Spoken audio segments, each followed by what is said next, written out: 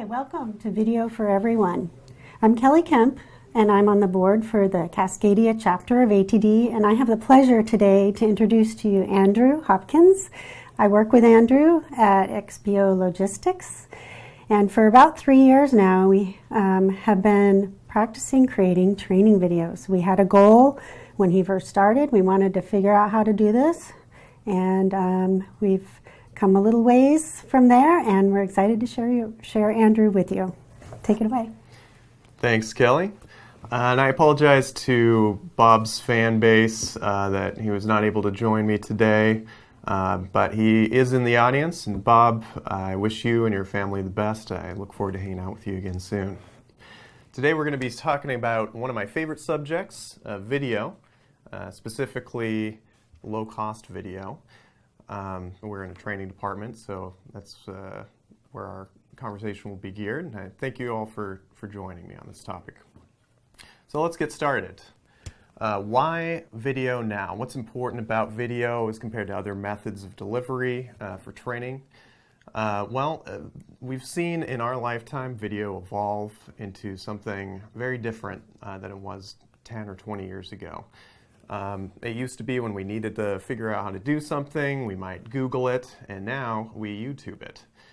And I think in part because we learn best from other people, other human beings, and when we're reading training content, something like that, that's a very solitary experience, whereas video kind of does a better job of simulating one-on-one training.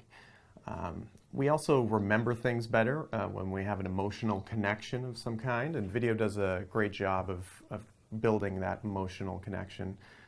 Video is just better for a lot of things as well, like specifically physical tasks. It's just easier to follow. It's much faster to take in information sometimes for like a physical type task. So let's take a look at an example here. We've got the barbecue pit boys. And I think this will illustrate the point of why video is important. So let's go ahead and roll clip 1.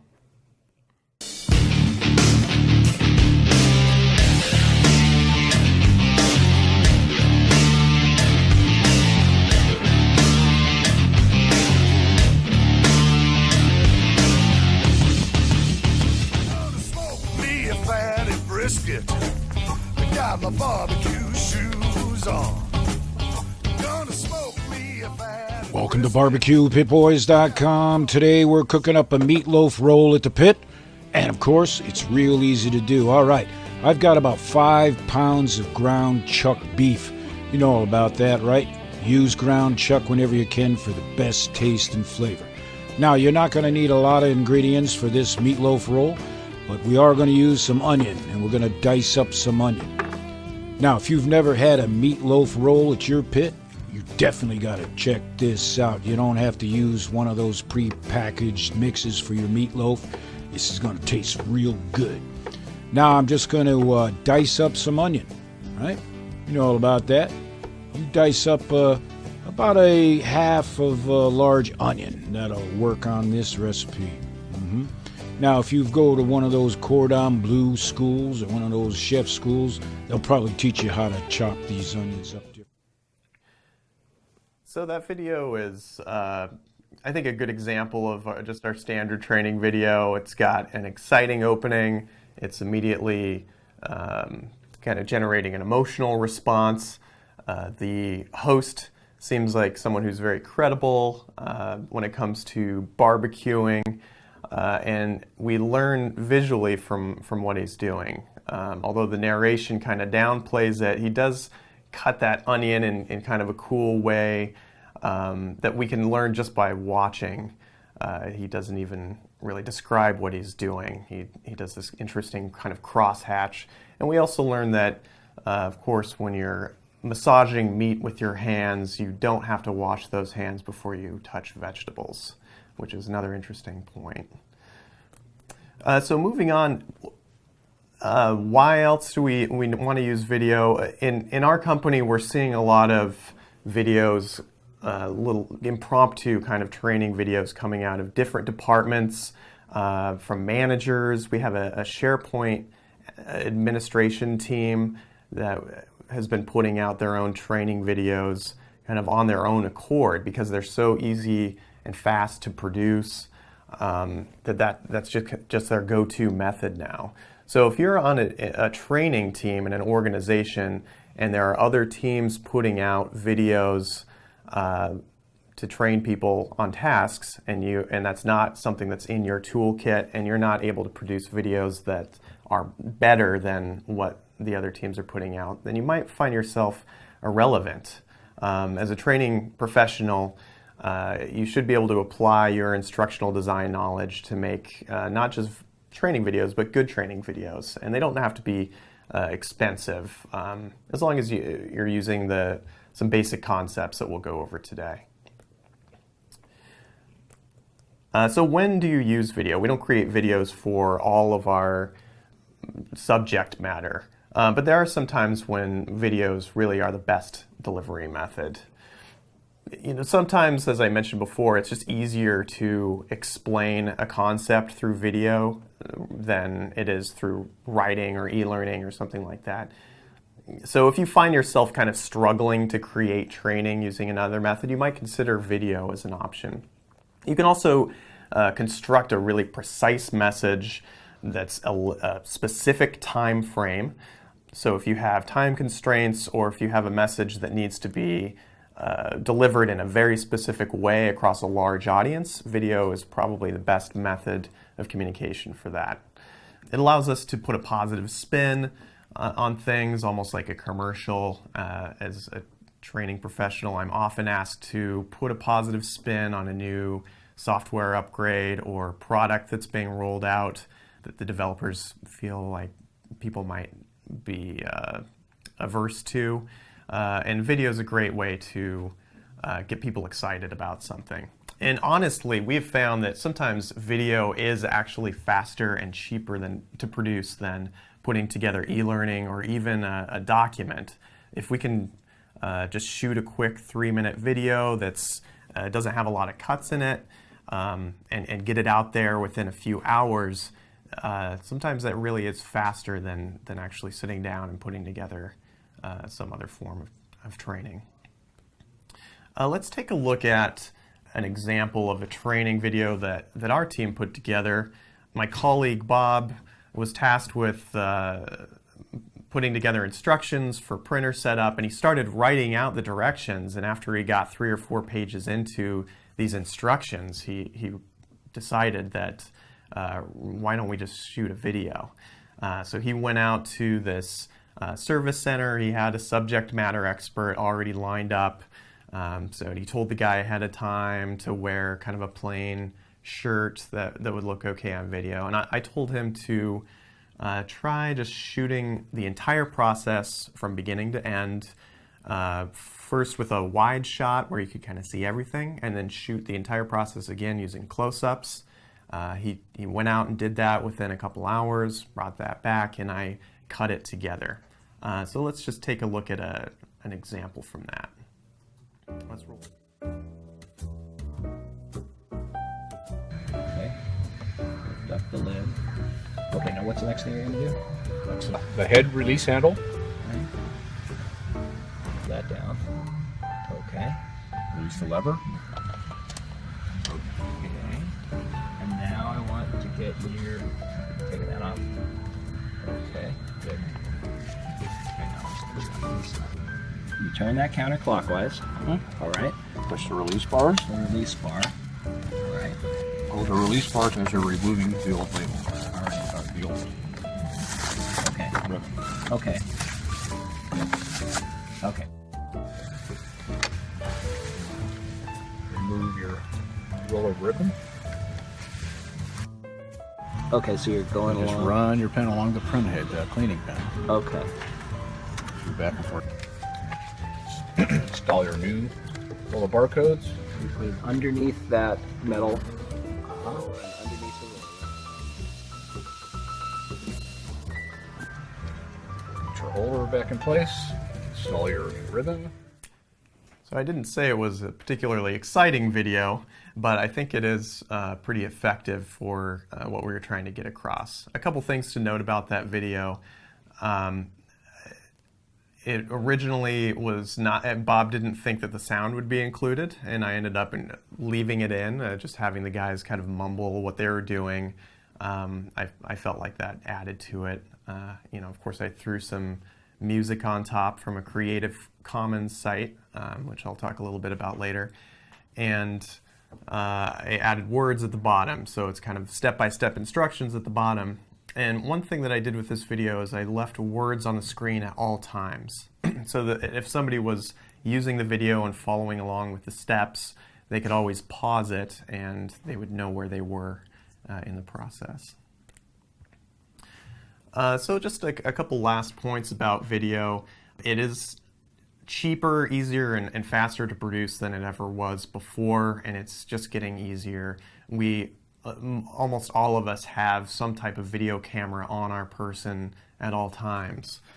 And really, most of the people have cameras that are higher quality than the TV shows that we saw growing up, which is really amazing. Videos are pretty easy to update if you learn some basic editing skills, which was always kind of something that was difficult to deal with if we had professionals producing videos for us in the past. Then if we needed to make a small change, then it was very expensive and took a while to get done.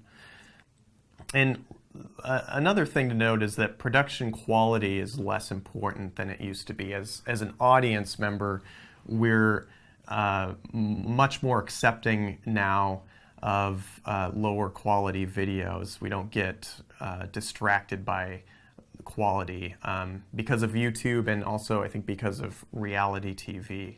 That's gotten us used to kind of a shaky cam, low res experience, and people speaking off the cuff about things.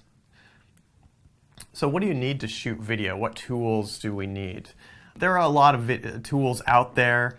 If you have a budget, of course there are a few different types of cameras. We're mostly talking about smartphones today, but DSLRs are pretty great for shooting really nice videos, but they have their own limitations we'll talk about later. And of course camcorders are specifically designed for videos, so those are still the best, but they're also expensive.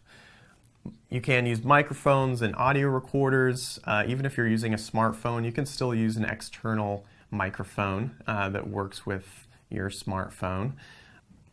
You need some type of software, of course a computer to run the software, or video editing and capture software. So capture we'll talk about in a moment. And there are other peripherals, lighting and bounce cards and tripods and things like that. But the main point that I want to get across about tools is you probably have everything you need right now to get started, and I encourage you to just use what you have when you first get started on this process, and you'll learn really quickly what types of additional tools would be helpful for the type of videos that you're shooting. We do have some additional tips on what types of equipment are out there if you do have a budget that you want to buy more things with, and that handout is available on the BrandLive website that you're looking at. Do we have any questions yet rolling in? Questions or comments? No questions yet. All right, we'll keep moving. So I mentioned earlier screen capture videos. I think as a training professional, most of us have done these at some point. And what I'm talking about is just a video that captures the motions on your computer screen. Usually it's used for some type of software demo. We use generally Camtasia or Snagit to make these videos. I personally actually use a newer version of Snagit. I don't have the newest version of Snagit, but I find that the video is more than an acceptable quality. We use that quite a bit. Oftentimes these screen capture videos have some type of narration on top, and really this is a training video that you're creating when you sit down and do this, even if it doesn't feel like it. And you have control. I mean, if you think about it, you're controlling a couple of factors. Of course, what's happening on the screen. You want it to be fairly concise and not waving around your mouse a lot or gesturing. But the main thing you're using is voice. So really, when you're creating these types of videos, you should focus on audio quality. And think about using an external recording device instead of the just the onboard laptop mic or whatever you might use.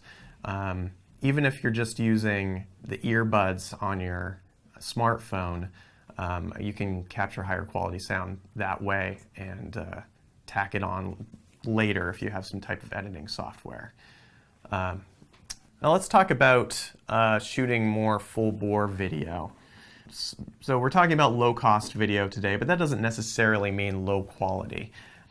You're going to follow the same basic principles as really any filmmaker. You're shooting a video, you say cut, you say action, you've got actors on screen, and you're setting up your different shots. So let's go over some tips on things that you might keep in mind when you're shooting. So when you're shooting with a smartphone, the cheapest way to go these days, one thing to remember is your audience you don't want your audience to be immediately aware that they're watching a video that was shot on a smartphone. So you should always shoot in landscape. I mean, nothing gives you away more than a video that's shot in portrait with these big black bars on either side. It looks better in landscape, and it's really not obvious that it was shot on a smartphone. It should be obvious, but you do want to familiarize yourself with the settings on your phone before you get started. You should know what resolution you're shooting, how much memory do you have on your phone, and practice shooting. See what happens when you're shooting a video and you tap on the screen or swipe vertically. You do have some control over focus and lighting and or brightness. So check those things out. You should familiarize yourself before you go out and start shooting your first training video. My last tip on this is to not use zoom on your smartphone. Always be fully zoomed out. Even with the newest phones, they really just haven't perfected that technology, or just zooming in on pixels. It doesn't look good. So just avoid that. And one last note about memory. About a minute of video is about 60 megs when you're recording at 720p and 30 frames per second. And it's about 130 megs when you're shooting at 1080p and 30 frames per second. So you do want to have a good amount of memory if you're shooting a full video on your phone. Before you start shooting, you always need to do some amount of planning. But I want to really stress that the amount of planning that you do should scale depending on the size of your project. You don't always need to do a full-bore storyboard, but at the very least, you need to have some kind of discussion about what shots you're shooting, who's going to be in the shot, what are they going to look like, what will they talk about. You should have a beginning, middle, and end planned out. And we have a couple of examples on screen of different types of storyboards. One is all written and very specifically timed out, and the other is kind of a comic illustration version where we're looking at the different shots. So go ahead and, I do encourage you to try these different types of planning and figure out what works best for you and for the types of projects that you're doing. But the main thing is, if you find that you're spending a lot of time planning and you're getting held up, just get out there and start shooting. You can't plan for every instance, and a lot of the best video content comes from things that happen in the moment that really you didn't plan for at all. When you are planning your shoot, you've probably heard most of these terms: a long shot, medium shot, close up. And those are terms that you'll want to use when you're shooting your low-cost training videos as well, and when you're planning these things out. These aren't specific terms, they're just general terms to give you an idea of what the shot's going to look like. We've got a medium shot of a guy, and then we're going to move in for the close-up. Another thing to consider, and this can be kind of a last-minute type of consideration when you're on the scene and actually shooting your video. But don't forget, shoot a master shot, and that means you're shooting a wide shot like I described before with Bob and the printer video. It's just a wide shot where all of the actors in the scene are in the shot, all of the action is being captured. It's not particularly interesting necessarily compared to a close-up, but you're capturing all of the action from beginning to end, and then get your close-ups or whatever other shots you're doing so that you can cut it together. That's going to help you a lot when you're editing your video later on. So you'll always be able to cut back to that master shot if you find that you missed something when you were doing a close-up. Another thing to consider is cutaways. These are the shots that are really just other stuff happening in the same area. They're maybe completely unrelated. In the image here, we have two people eating in a cafeteria, so you might shoot someone grinding coffee or making food. And that's something else that if you're editing and you need to, say, cut together a sentence where a guy stumbled over some words that you want to cut out, you might cut away to just some other random thing happening in that environment. If you're watching for that in TV shows, you'll see a lot of weird cutaways happening, and you don't necessarily notice them if you're not paying attention. But it basically just helps you keep continuity when you're editing.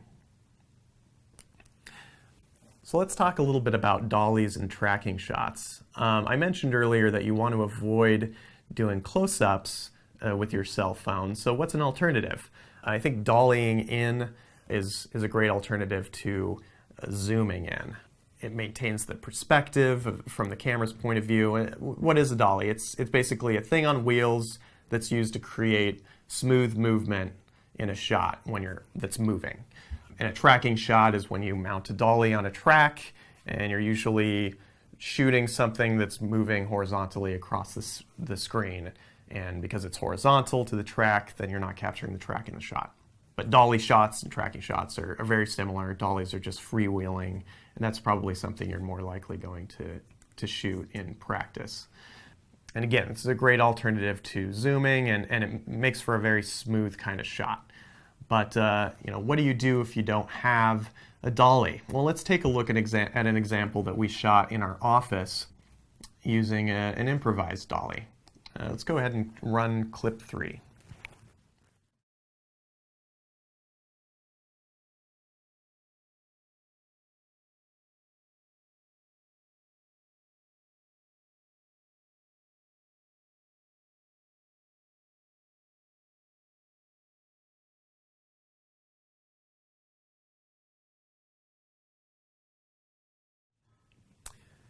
So that was not particularly interesting, but very smooth, kind of professional looking dolly shot that we got there. And how did we do that? I mentioned before we don't have a dolly, but we use something that most of you probably have around somewhere, either in your house or your office. Go ahead and roll clip 4.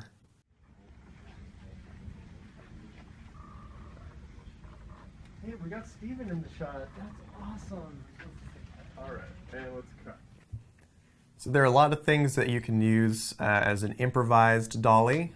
Basically anything with wheels that somebody can sit in.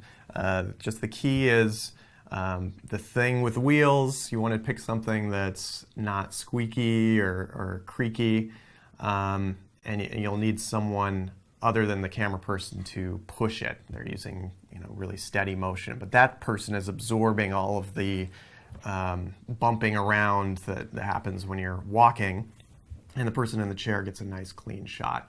The office chairs are particularly nice because you can lift the armrests and use those to stabilize your arms while you're holding the camera.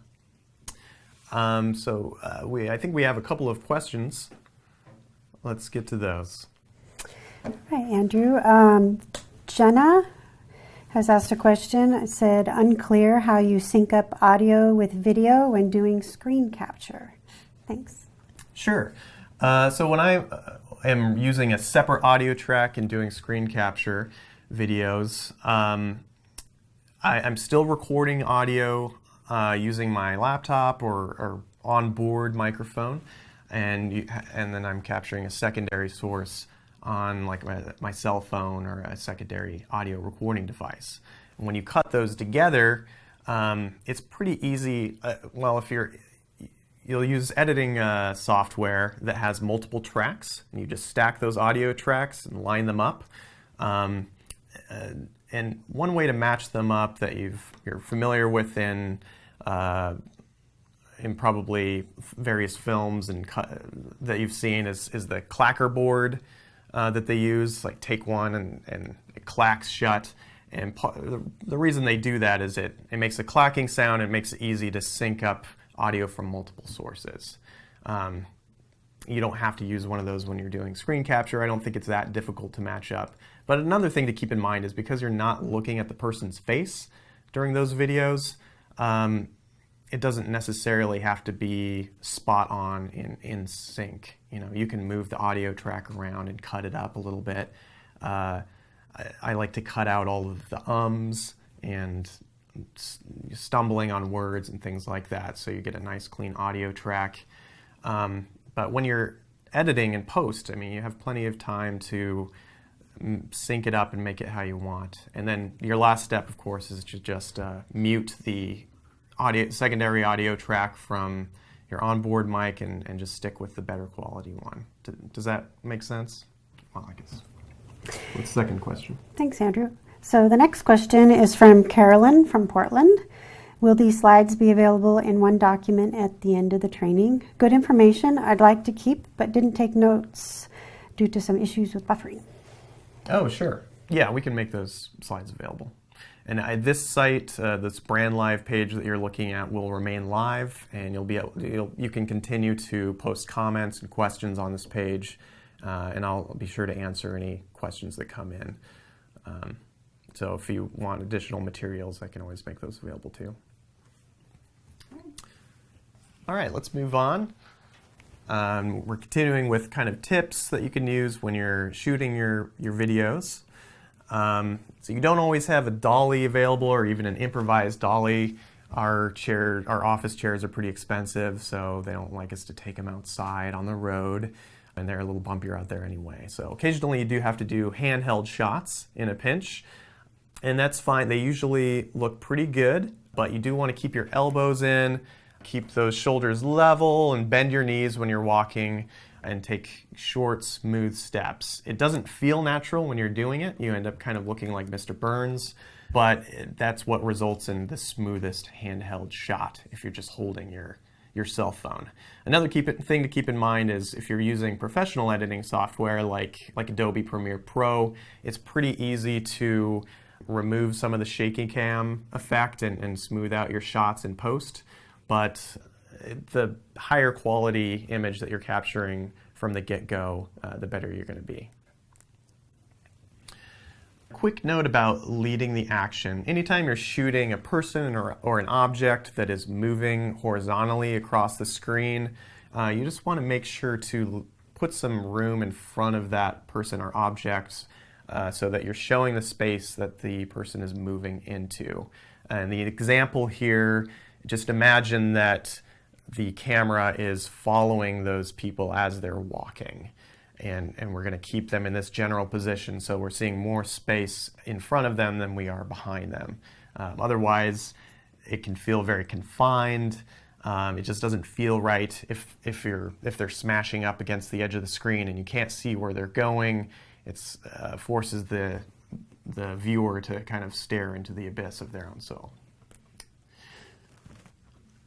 When you're shooting like a talking head kind of scenario, you do want to give plenty of headroom at the top and just be aware of the composition in general.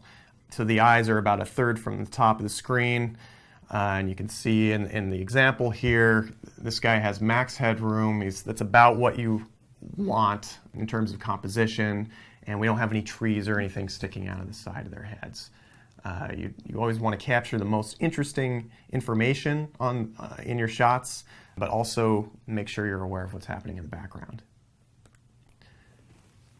For lighting, we go, as trainers shooting low-cost video, we go pretty cheap on our lighting. And the cheapest way to go is to use natural sunlight. That tends to look the best, especially on iPhones or any kind of smartphone. You always look better when you're shooting outside than in a stuffy office or something like that. Overcast light is the best. Luckily, we have plenty of that here in Portland. You also have the ability to adjust the brightness on your camera. I mentioned earlier, I think most video software on a smartphone allows you to adjust brightness by swiping vertically. So always remember that you have the ability to do that, and it usually adjusts to a specific area of the screen if you tap on that area. Just make sure you're not doing that during a shot, because it will record the thumping of your finger against the phone, and it tends to pick up the jostling that happens when you're swiping on the screen.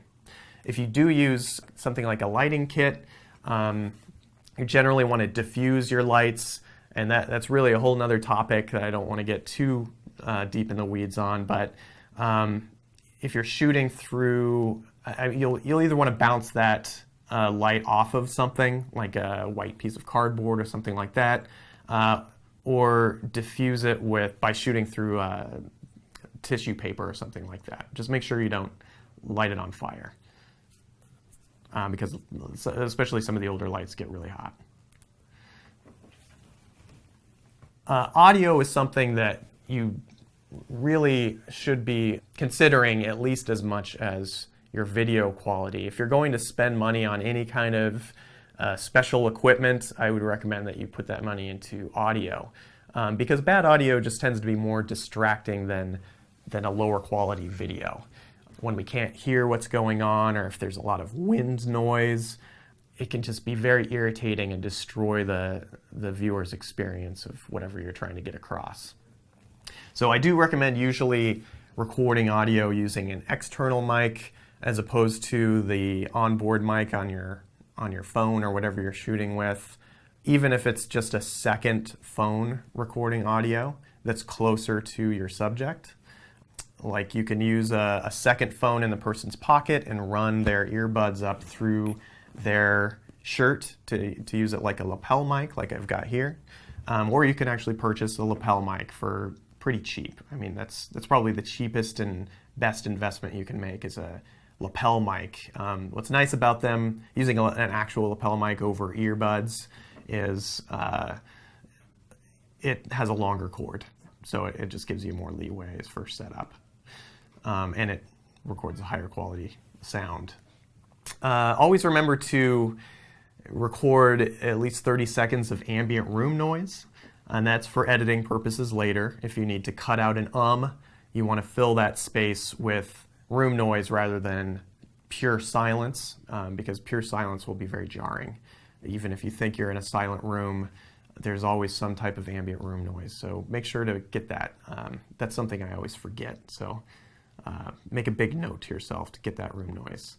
And since you're shooting training videos, consider not using audio. You don't always have to use audio, and your first video might not use audio. Like the printer video that I showed earlier, I think would be just as effective without the people's voices. If you just had words on the screen, we're generally doing instructions on how to do something. So you can often use just words on the screen to get your point across. So let's talk a little bit about editing video. This is another huge topic, and I'm not going to get too deep into it, but I do want to talk a little bit about it. Just the basics of editing. We're taking a bunch of stuff and we're cutting it down to the bare essentials, the most interesting shots and the things that are going to get your point across the best. Professionally speaking, we always start our videos by fading into a title and then fading into the action. That title is just usually whatever it is we're trying to train the people on. We include a copyright disclaimer in our videos, so don't forget to add a copyright on there and your most interesting footage, and then close with your company logo. I think that's a good look for a training video. Just fade to your company logo for say 5 seconds and then fade out. That frames your video, so even if the stuff in the middle looks a little questionable, if it has a nice professional looking frame on it, it really sets people up to congratulate you on what a great job you did. For software, for editing, our team, if you're lucky enough to have Adobe Creative Cloud, then you have access to Premiere Pro, which is about as good as it gets. I mean, it's professional editing software. We are lucky enough to have that, and it's great. But if you don't have that, don't get discouraged. You know, it is kind of expensive. I think it's like $30 a month or something to just get Premiere Pro. And if you're tight on money, I don't think it's necessarily worthwhile. You might actually be better off using free software that doesn't have all the bells and whistles, because that stuff can get pretty overwhelming. When you first open up Premiere Pro, it's not something that you can just open up and figure out necessarily.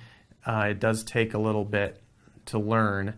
There are a lot of training videos online that you can watch to learn the basics of that, though, on YouTube and things like that. For free software, I recommend something I found pretty recently called OpenShot Video Editor. That's a totally open source editor, and it's available on Windows, OS X, and Linux. So it's something anybody can use. I've used it a little bit in the last couple weeks, and I think it's not perfect, but it gives you all of the basic options that you need. And that's what I'm showing in the shot here on my PowerPoint slide.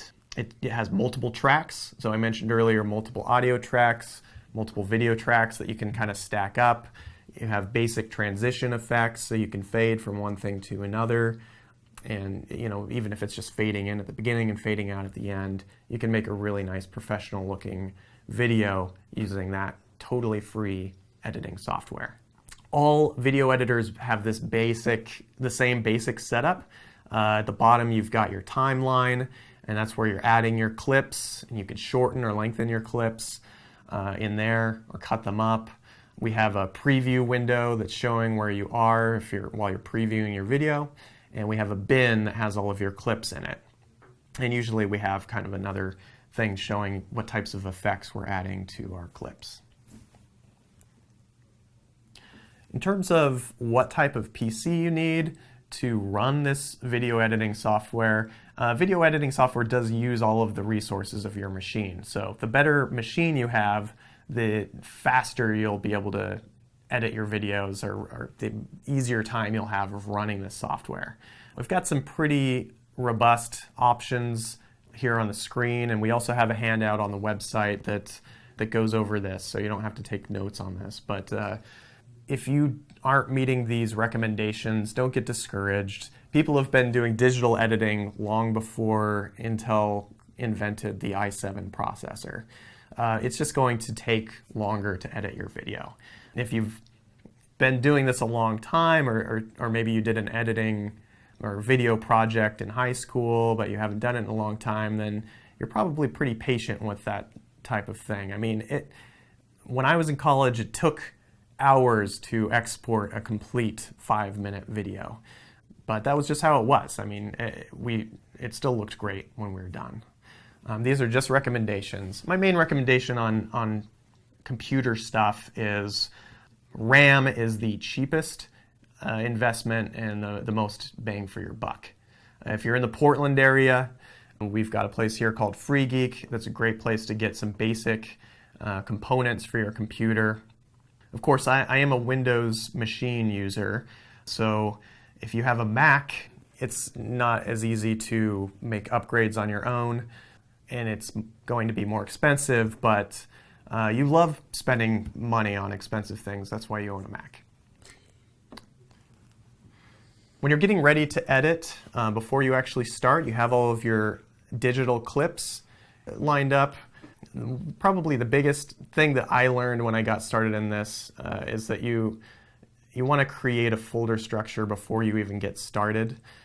Editing video is a little different than, say, using Photoshop to edit a photo, in that the project file that you're using is very bare bones. It's just keeping track of where you're keeping your clips and what effects you're adding. But it's drawing on those clips on your computer every time you open up that project file. So if one of those clips changes names, or if it moves, you open up your project and it'll tell you, I can't find this clip, and you'll have to re-link it up. It's a real pain in the butt if you have a lot of clips.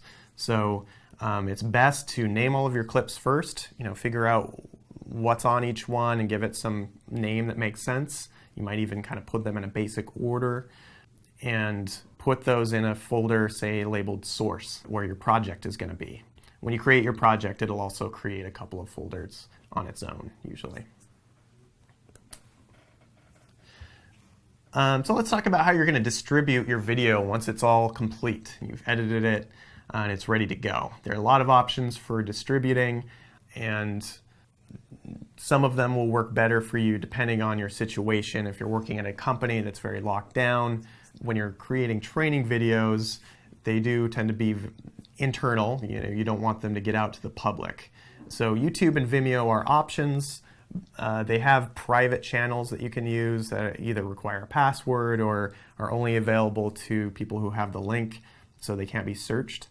But they're still not as secure as hosting things on your intranet. So if you're planning to go that route, you want to just check with your HR department to make sure that that's okay.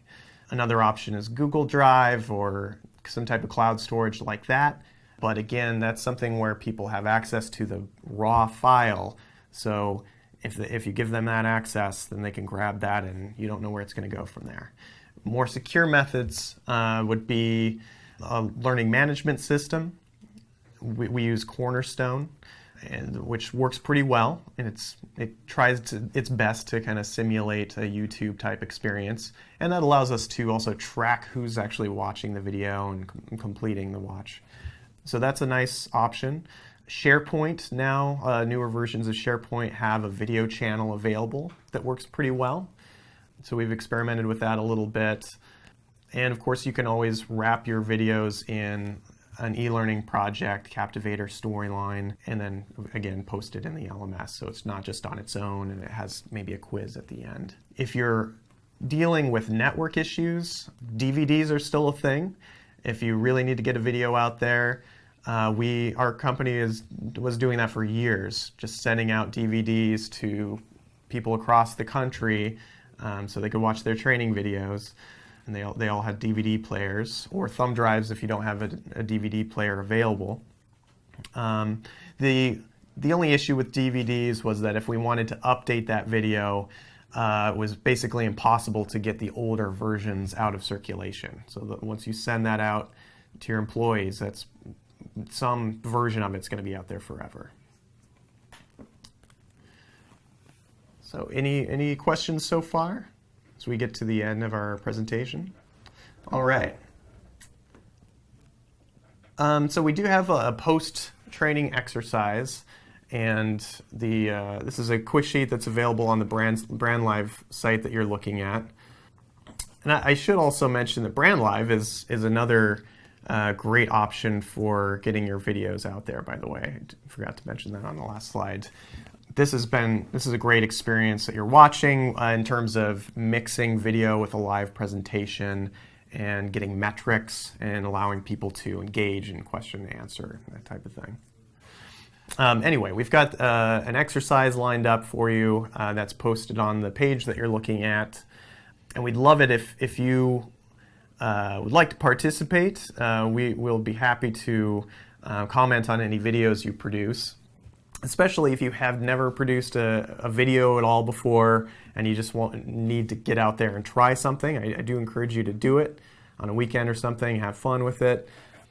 And we did this in our live presentation.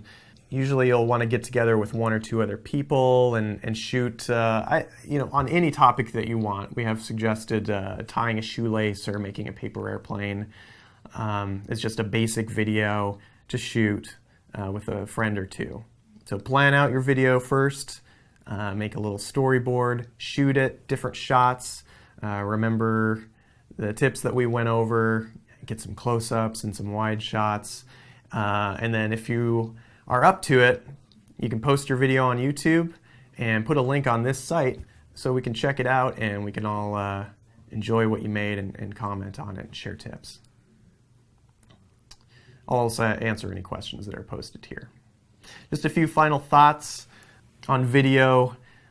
Just again, learning from video is really ingrained in our current culture. So we should all have that tool in our toolkit as instructional designers. And I think if you just if you think about what you're doing and follow the basic tips that we went over, you should be able to create a really high quality video with just your cell phone. You'll be amazed at what you can create once you start cutting your shots together. I think it's a really fun experience. It's one of the things I love most in life, is just spending hours figuring out which shot to use and cutting it down and cutting the ums out. I don't know. I assume everybody loves doing that. And don't be intimidated. Just get out there and get started. Don't spend all day sitting around thinking about what you're going to shoot or how you're going to do it. You just pick up your phone and start shooting something, and let the process unravel for you, and have fun with it.